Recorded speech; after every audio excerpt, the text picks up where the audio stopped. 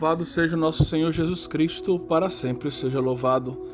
Queridos irmãos e irmãs, que bela liturgia temos nessa segunda-feira da quinta semana do tempo da Quaresma.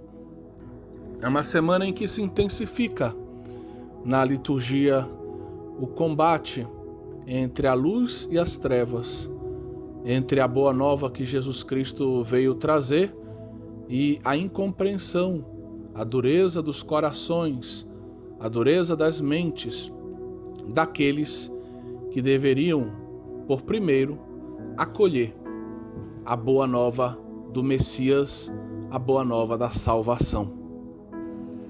Na primeira leitura e no Evangelho, nós temos duas figuras femininas, Susana, na primeira leitura, e esta pecadora flagrada em adultério. Sua identidade nós não a conhecemos, mas quis o Senhor que o episódio desse encontro entre Jesus e essa mulher flagrada em adultério ficasse no Evangelho de São João como uma grande lição para todos nós.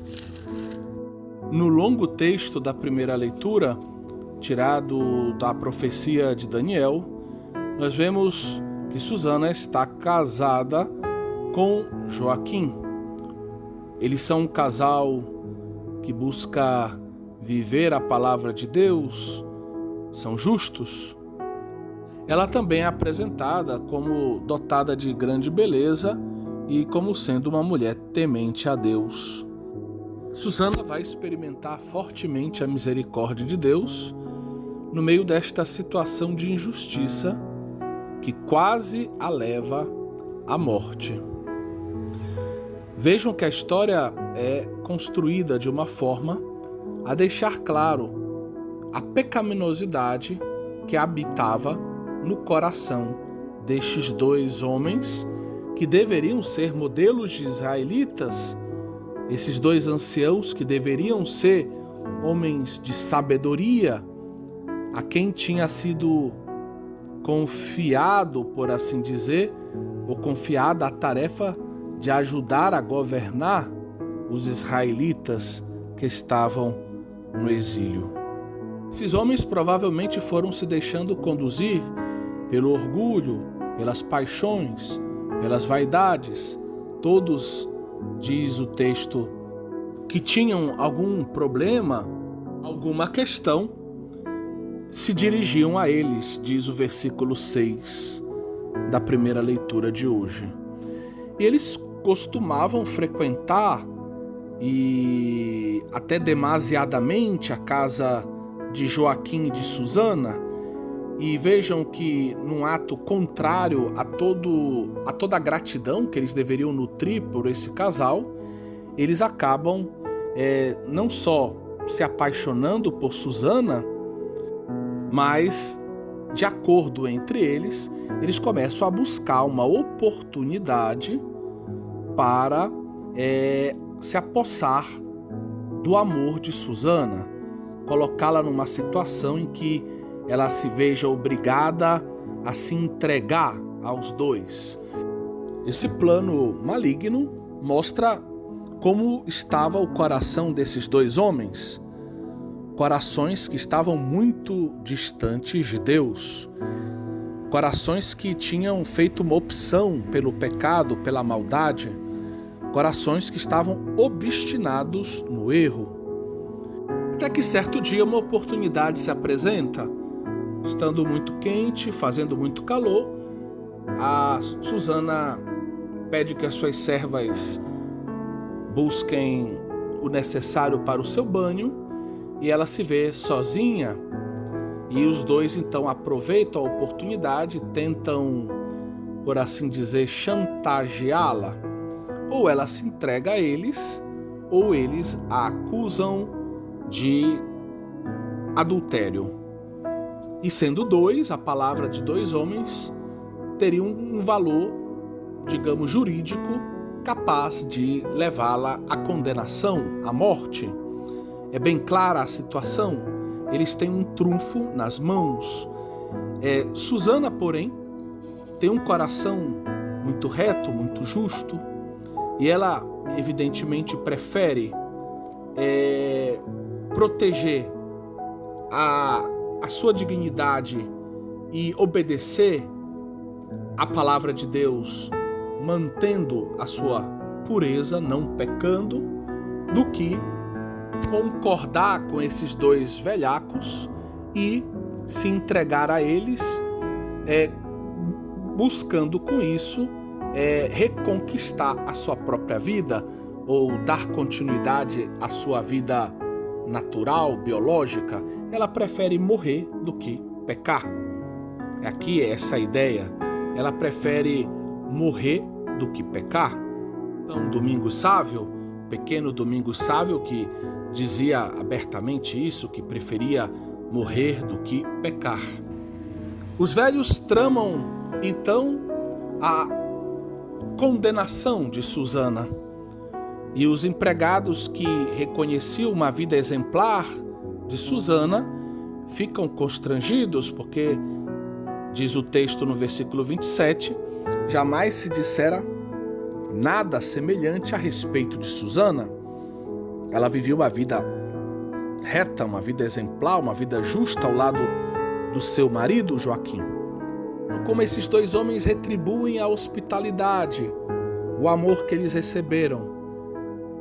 O pecado conduz à morte. O pecado desses homens, a concupiscência da carne, os planos malignos, o seu desejo de poder, de submeter os outros aos seus próprios prazeres, ao seu próprio querer, se manifesta muito claramente nesta situação que coloca Susana à beira da morte. No dia seguinte, no versículo 28, se diz: o povo se reúne na casa de Joaquim. Os dois anciãos, então, se apresentam com a intenção criminosa. Eles querem obter a condenação à morte de Susana. Eles querem se vingar daquela que agiu com virtude, agiu de um modo santo. Os maus tramam a morte dos justos. Os maus, as trevas, querem que a luz deixe de brilhar. Se não se comovem diante das lágrimas daquela assembleia, a assembleia que via tudo aquilo chorava, diz o versículo 33. Eles então colocam as suas mãos sobre a cabeça de Susana e ela, demonstrando em meio às suas lágrimas a sua confiança no Senhor, escuta o falso testemunho daqueles dois, que é descrito a partir do versículo 36, que se conclui no versículo 40. No versículo 41 se afirma que a Assembleia acreditou neles, pois eram anciãos do povo, ou seja, eles faziam parte do conselho que governava aquele povo, eram juízes, e a Assembleia, então, seguindo a indicação dos dois, decide condená-la à morte. Bela é a oração de Susana a partir do versículo 42. É uma oração simples, contrita, que manifesta a confiança de Susana. Ó Deus eterno, que conheces as coisas escondidas e sabes tudo de antemão. Ela proclama a grandeza de Deus, que conhece tudo. Tu sabes que é falso o testemunho que levantaram contra mim. Estou condenada à morte quando nada fiz do que estes maldosamente inventaram a meu respeito. Susana, no seu ser feminino, ela encarna o povo de Israel. O povo de Israel, diante de Deus, normalmente é apresentado com vestes femininas, como uma esposa, uma noiva. E Deus é o seu esposo, o seu noivo, que ama o seu povo como um esposo ama a sua esposa. Ela encarna essa esposa fiel. Ela é fiel a Joaquim, ela é fiel a Deus. Ela não se entrega às infidelidades, ela não se entrega às tramas de pecado. Ela invoca então o único que pode salvá-la. Como pobre, como uma pequena Naim, uma pequena serva do Senhor, ela se coloca diante de Deus. Senhor, tu sabes tudo, tu conheces o oculto, tu conheces as coisas antes delas acontecerem. Tudo isso que foi dito é um falso testemunho e eu não tenho ninguém que possa me salvar dessa situação. Só tu podes vir em meu socorro. O Senhor é o defensor dos pobres, é o defensor dos injustiçados. Susana clama pela justiça divina. E o Senhor imediatamente escuta a sua voz e intervém. Ele intervém como uma resposta direta à retidão do coração de Susana e à súplica que ela lhe dirige. Enquanto levavam para execução a jovem Susana, a inocente Susana, Deus inspira então um jovem adolescente de nome Daniel, que clama com uma coragem de um grande homem, que ele é inocente diante do derramamento do sangue daquela mulher. Todos se voltam para ele e ele então adverte a assembleia que eles estão cometendo um erro, que eles são insensatos, que eles estão julgando de um modo muito superficial aquela filha de Israel. E ele pede que seja refeito o julgamento, pois ele também defende que o testemunho dado por aqueles dois anciãos é falso. Versículo 49. Todo o povo então se volta apressadamente, E os outros anciãos então, tocados provavelmente por uma ação da graça divina, percebem que aquele jovem fala como um ancião. Eles dizem isso quando eles dizem: Deus te deu a honra da velhice. E aquele jovem Daniel, ungido por Deus, pede que o julgamento seja feito usando uma técnica muito simples. Vamos interrogar primeiro um dos anciãos, depois o segundo, e vamos ver as contradições dos testemunhos. Vejam que as palavras de Daniel, que fala como profeta em nome de Deus aos dois anciãos, são palavras muito duras. Ao primeiro ele diz, versículo 52, velho encarquilhado no mal, você que está tão mergulhado no mal que já está deformado pelo mal. Você que fez uma opção pelo mal, teve a oportunidade de se converter, não quis se converter, você deixou o mal entrar, se radicar dentro de você, você deixou o mal te deformar a tal ponto que hoje você se deixa conduzir pelo mal. Agora aparecem os pecados que estavas habituado a praticar. Você foi praticando os pecados na tua vida. Você foi passando de pecado em pecado. Esse homem vivia uma vida não sob o senhorio do Senhor, mas uma vida diabólica, uma vida conduzida pelo diabo, pelo demônio, uma vida de pecado, uma vida de maldade, uma vida que é, na verdade, a antítese da vida que um homem de Deus deve levar. Mas ele tinha a aparência de um bom israelita. Ele era, na verdade, um homem que usava a aparência da justiça para proteger toda a sua injustiça, toda a sua maldade, toda a sua iniquidade. E ele jogava com isso. Seu coração é pérfido. Ele, de certa forma, já está vivendo um pequeno inferno dentro dele. Ele fez opções radicais pelo mal. Por isso, Deus fala de um modo muito duro com esse homem, e esse homem vai receber o preço, vai receber o castigo devido aos seus pecados, a morte. Esse homem, então, dá testemunho de que ela e o seu suposto amante estavam sob uma aroeira. E Daniel então replica dizendo: mentiste com perfeição. Você é um perito em mentiras. Você é alguém que se acostumou a mentir com descaramento, com perfeição. Mas eis que o anjo do Senhor está pronto, a sentença do Senhor está pronta e você vai ser rachado ao meio, vai ser dura a sentença contra ti. Da mesma forma, o outro ancião é tratado como raça de Canaã, 56, versículo 56, e não de Judá. A beleza fascinou-te, a paixão perverteu teu coração. Era assim que procedias com as filhas de Israel, ou seja, ele já tinha feito essas coisas com outras mulheres. Era um homem que se deixava conduzir pelas paixões, se entregava aos pecados carnais.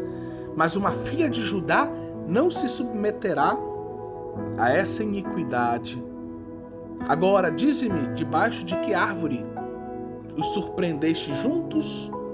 A resposta mazinheira.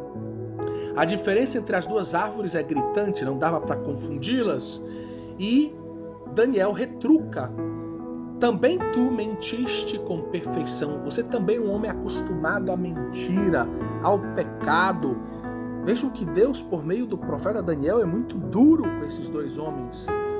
Porque eles estão obstinados no pecado, não reconhecem seu pecado, não querem se converter, não querem usufruir da misericórdia de Deus. É como se fosse um pecado contra o Espírito Santo. Eles não aceitam a misericórdia de Deus. Eles estão endurecidos, encarquilhados no pecado. Livrai-nos, Deus, de tal estado espiritual. E a Assembleia então exulta quando percebe a contradição no depoimento dos dois anciãos e, ao ver que eles, com mentiras, tramavam a morte da justa, da boa Susana, eles acabam sendo condenados à mesma pena. Ela se vê livre da condenação e eles são mortos por causa dos seus pecados. O Salmo responsorial nos faz justamente ter a mesma atitude de Susana, que reza lá nos versículos 42 e 43. Devemos confiar no Senhor, não importa a situação, mesmo que tudo pareça um grande vale tenebroso, mesmo que eu passe pelo vale tenebroso, nenhum mal eu temerei, pois estás comigo. Tu és o meu guardião, tu és o meu protetor, tu és aquele que me ama, como um bom pastor me conduzes. Pelos prados e campinas verdejantes me leva a descansar, providencias as águas repousantes e restaura as minhas forças, me guias por um caminho seguro, né? Então, não temerei mesmo que eu passe por um vale tenebroso, pois estás comigo com bastão, com um cajado que me dão segurança. Esta confiança que nós temos que clamar. Neste tempo de pandemia, neste tempo de tanto sofrimento, precisamos ter esta confiança no Senhor. Ele está conosco, nos faz percorrer o caminho da salvação. No evangelho de hoje nós temos uma outra mulher, como dizíamos, e ao invés de um jovem ungido pelo Espírito, de um profeta Daniel, nós temos o próprio Deus que se fez homem, a palavra de Deus encarnada, o nosso Senhor e Salvador, Jesus Cristo. Essa mulher foi pega em flagrante adultério, ela não é inocente como Susana, mas Susana experimenta a misericórdia de Deus de um modo que a preserva da pena da morte, enquanto essa mulher experimenta a misericórdia de outro modo. Ela pecou, ela foi flagrada em adultério, mas aqueles que a conduzem até Jesus não parecem tão interessados na glória de Deus e no cumprimento da lei mosaica, mas eles instrumentalizam essa mulher e essa situação conduzindo-a até Jesus, eles na verdade querem ter, diz o versículo 6 do Evangelho, uma razão para poder acusá-lo. Querem que ele contradiga a lei de Moisés. Então, na verdade, eles não estão interessados na verdade, na glória de Deus, na justiça. Eles querem, na verdade, é colocar Jesus numa situação difícil, que ele contradiga a lei de Moisés e que eles possam acusá-lo de ir contra Moisés, para, quem sabe, ter uma razão para poder condená-lo à morte, condenar um inocente à morte. Mas Jesus, ele não entra no jogo destes homens.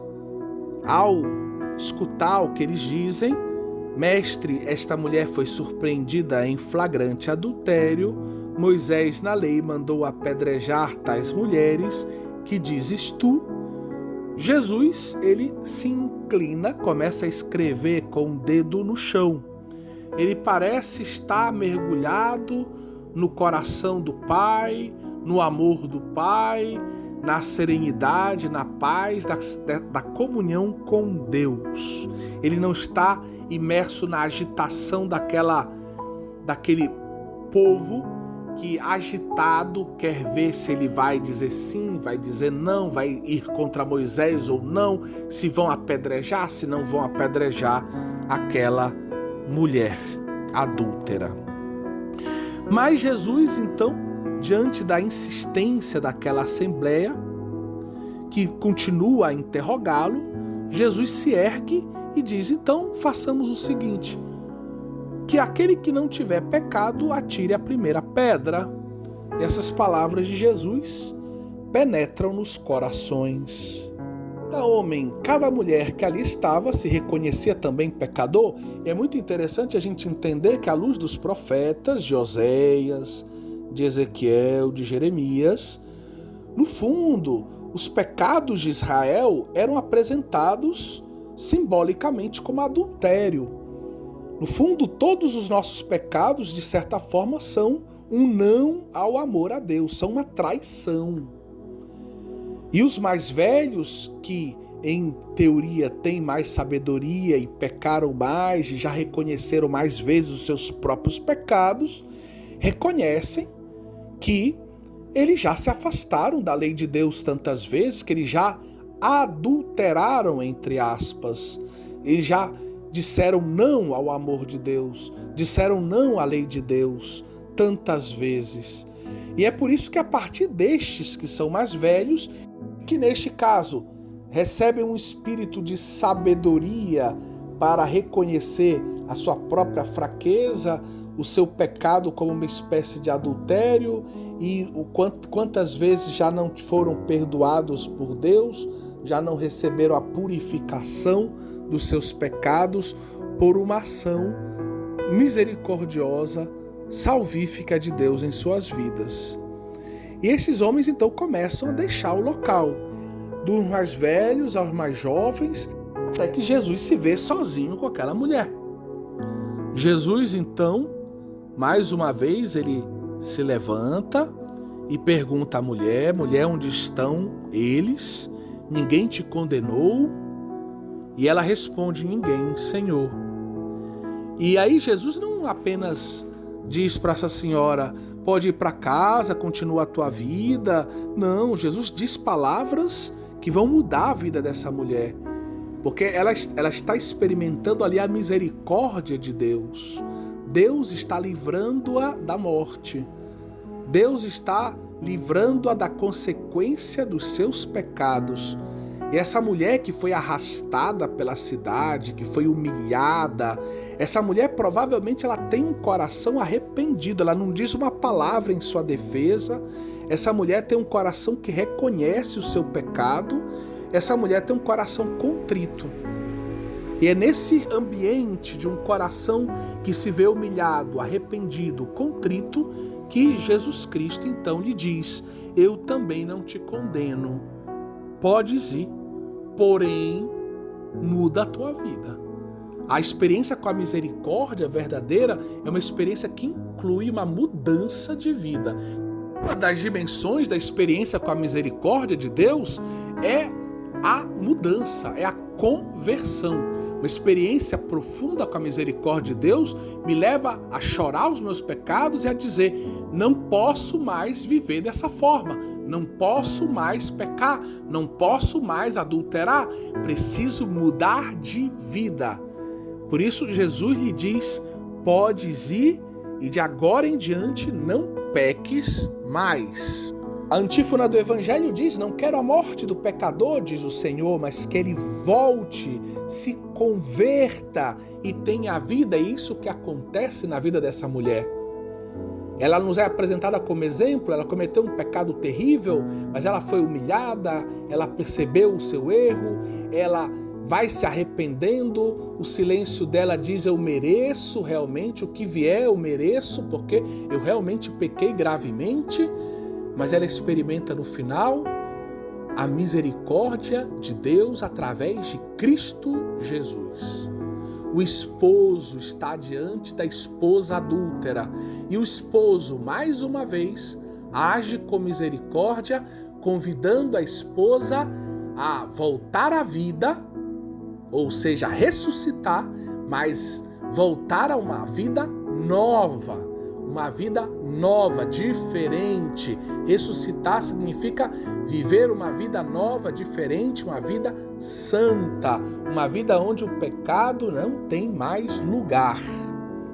Vejam a diferença do modo com qual Jesus trata essa mulher. Ele trata com ternura, ele trata com misericórdia, porque ele vê um coração humilhado, um coração que está contrito, um coração que está arrependido.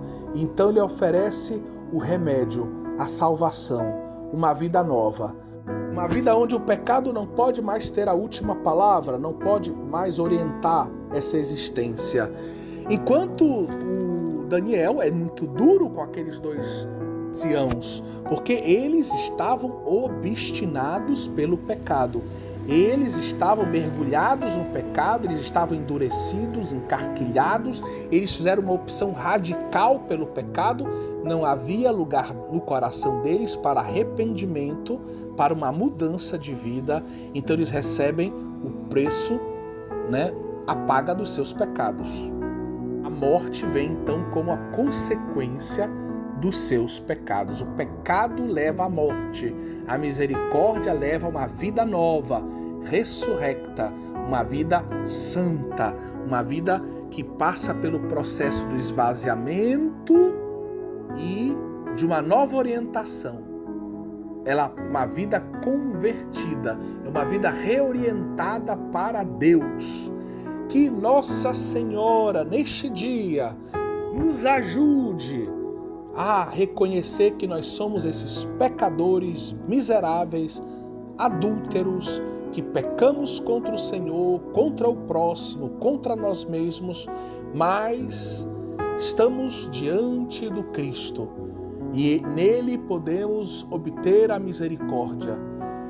Que nós reconheçamos o nosso pecado, que nós nos arrependamos dele, que nós, pela humilhação do nosso pecado, formulemos, pela graça de Deus, em nossos corações, o firme propósito de nos converter, o firme propósito de não pecar mais, o firme propósito de preferir morrer do que pecar.